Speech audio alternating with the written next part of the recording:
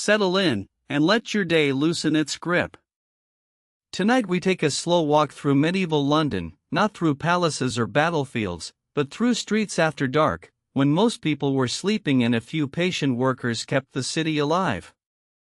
This is the story of the night watchman, the lamplighter, the baker at dawn, and the quiet mechanics of a city that never fully slept, even 800 years ago. Imagine London around the late 13th and early 14th centuries. The city is smaller than modern London, enclosed by old Roman walls in places, dense with timber houses, narrow lanes, churches, markets, and workshops. By day it is loud and crowded. By night, it changes character. The roads are darker, the smells become sharper, and every sound carries farther. A horse on stone, a shutter closing, a dog barking, a bell from a distant church, each one marks the passing of time. There is no electric light, no street lights in the modern sense, and no police force in the way we imagine it now. Order is maintained through custom, through neighborhood responsibility, and through systems that grew slowly over generations. One of those systems is the watch. In medieval London, male householders could be expected to participate in keeping the peace, often by serving in turns. Some men are substitutes paid to stand watch. Others are appointed by wards, the local administrative districts of the city. The exact practice changes across time, and records can be patchy, but the core idea remains steady. At night, the city must be observed. Someone must listen. Someone must answer if trouble starts. Before the long night shift begins, evening rituals unfold. Shopkeepers secure doors with bars and bolts. Stallholders pack away goods from the open markets. Alehouses reduce their noise as curfews are enforced with varying strictness. Residents who can afford it place lanterns near doorways. Many cannot. The darkness between lit spaces can be complete. Cloud cover and moon phase matter deeply. A clear full moon is practical infrastructure. The curfew bell, a Norman import in idea and name, signals not exactly bedtime but a civic transition. In some places people are expected to bank or cover fires. In a city of timber buildings, open flame is a constant risk. The watch therefore protects not only against theft or violence, but against the city's most feared nighttime disaster, fire. A watchman's equipment is plain.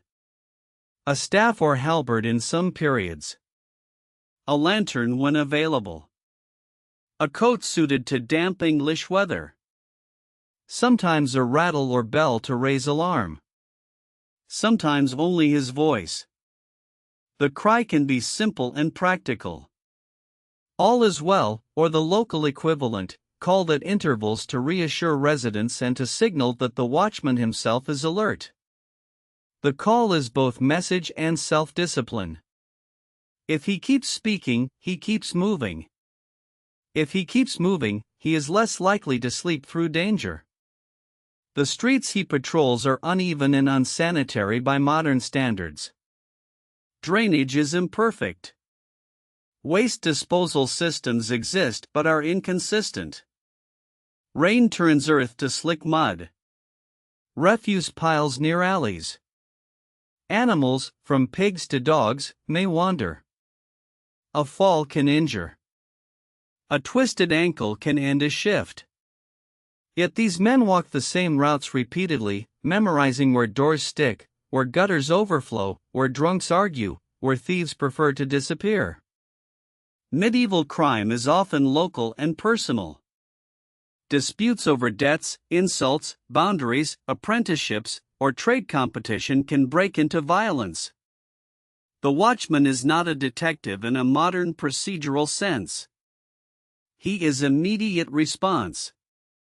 He intervenes, calls neighbors, summons ward officers, and attempts to hand matters to civic authority by daylight.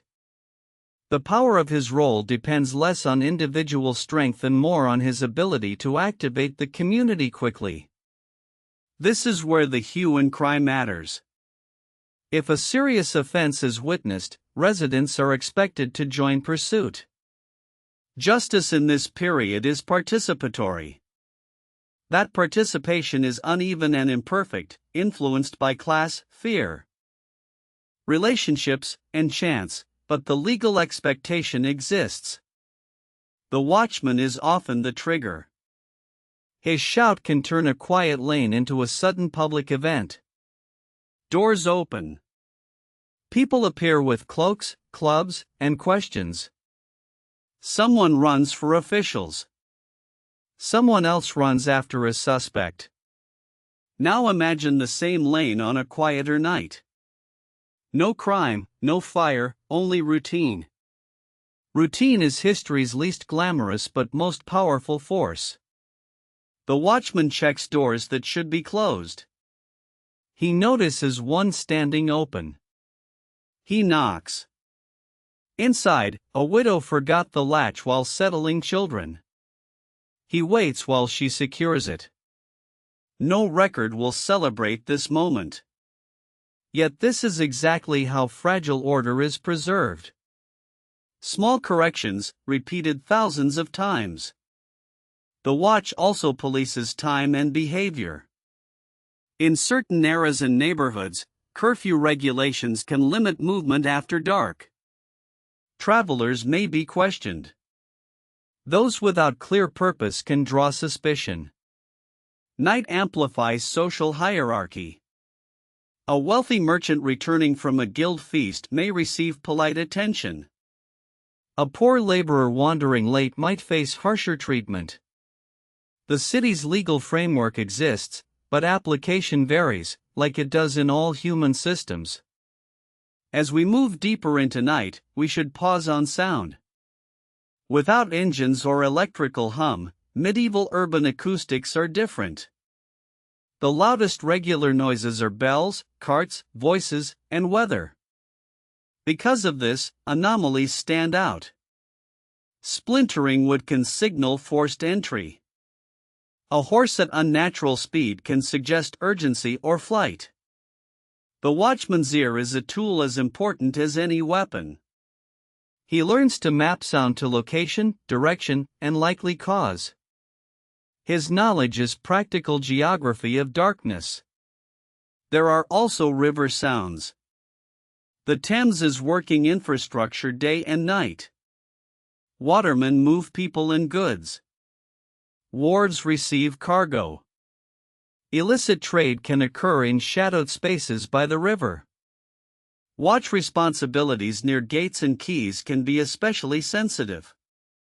Customs duties, access control, and theft prevention overlap. The city wall and gates are not simple decorations. They structure movement, taxation, and security. At night, gates may close or operate under tighter control. Someone arriving late must explain why. Fire risk deserves another slow look. Most homes are built with timber frames. Roofing materials vary. Cooking and heating rely on open flame. Candles and rushlights are common. A single accident can threaten an entire block. The watch therefore inspects suspicious smoke, confronts careless handling of embers, and alerts neighbors rapidly. Buckets, hooks, ladders, and muscle become firefighting technology. In some cases, parish bells signal alarm. People form lines to pass water. Others pull down structures to create fire breaks. These responses are collective, exhausting, and dangerous. The watchman is not hero alone, he is coordinator under pressure. Not every watchman is diligent. Contemporary complaints describe sleeping on duty, corruption, drunkenness, and uneven standards. Civic records include reforms that imply dissatisfaction. More rules are written because old rules are ignored. This too is normal institutional history. Systems mature through friction. London's governance evolves through trial, failure, and adjustment. Ward motes, aldermen, sheriffs, and mayors all play parts in a layered civic machine. The watch sits close to the ground where policy meets Muddy Street. We should talk about pay. Compensation for nighttime work is rarely generous. In some periods, watch duty is obligation rather than wage labor. In others, paid substitutes make the burden manageable for wealthier householders. This creates predictable inequity. Those with money buy out of discomfort. Those without money stand in rain. Yet for some poor men, watch service can offer small but meaningful income and local status. Knowing people, knowing routes, and being known as reliable can matter in a world where formal credentials are rare. Now the hours approach pre-dawn, perhaps the most delicate moment. Bodies are cold and tired. Attention drifts. This is when mistakes happen. At the same time, other workers begin to move. Bakers wake early to prepare bread. Brewing and market logistics begin in darkness. Carters position goods. River traffic increases. The night watch overlaps with morning economy. City life is not a switch from off to on. It is a gradient. If you stand with a watchman at this hour near Cheapside or another market district, you may smell fresh bread and damp wool together. You might hear a priest preparing for early office, a porter coughing, a cartwheel complaining, and birds negotiating morning territory on roof beams. The watchman's relief is near. He may report incidents. He may simply go home and sleep while others begin their day. History often forgets him by name.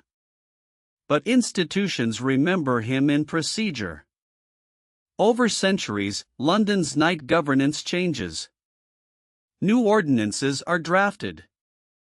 Lighting practices improve incrementally. By the early modern period and beyond, professionalization slowly increases in different forms. The eventual emergence of modern policing in the 19th century does not appear from nowhere. It inherits problems, experiments, and habits from medieval and early modern watch systems. Even where methods differ, questions remain familiar. Who watches at night? Who pays? Who is protected? Who is suspected? What counts as order? The watchman also appears in literature and theater, sometimes as comic figure, sometimes as bumbling guard, sometimes as surprisingly wise observer. Writers use him to symbolize ordinary authority, the kind that is close enough to smell supper and hear gossip. That symbolic role tells us something. People recognized the watchman as part of daily life, imperfect but present. He was not distant state power. He was neighborhood visibility. For a sleepy mind, there is comfort in this. Cities can feel abstract, but they are sustained by repeated human attention. Someone closes a gate. Someone notices smoke. Someone asks where you are going at an unusual hour. Someone hands over duty at dawn. Civilization is often less about grand design and more about reliable shifts. If we widen the frame beyond London, many medieval towns across Europe develop related nighttime practices with local variations. Some use formal patrol rotations. Some rely heavily on guild structures. Some enforce stricter curfews. Comparative history shows shared urban anxieties. Darkness, fire, theft, disorder, and the practical challenge of trust among strangers living close together. London's scale makes its records especially visible, but the underlying urban problem is broadly human. Let us end by returning to one imagined lane. The rain has stopped. Water drips from eaves in a soft rhythm. A watchman pauses under a timbered overhang and looks both directions. No emergency. No shout. Only a final circuit before dawn. He taps his staff once on stone and continues. In a few hours merchants and apprentices will fill this lane with bargaining, hauling, and argument. They will step across ground kept uneventful by people who worked while others slept. So when we think of medieval history, we can include this quieter labor. Not only kings and battles, but maintenance. Not only monuments, but night rounds. Not only dramatic change, but repeated care. The night watchman of medieval London carried no grand theory. He carried a lantern, a route, and a responsibility. And for many nights, that was enough. Thank you for drifting through this slow history with me. If sleep has not arrived yet, let the image stay simple. A dark street, a steady pace, and a voice in the distance calling that all is well.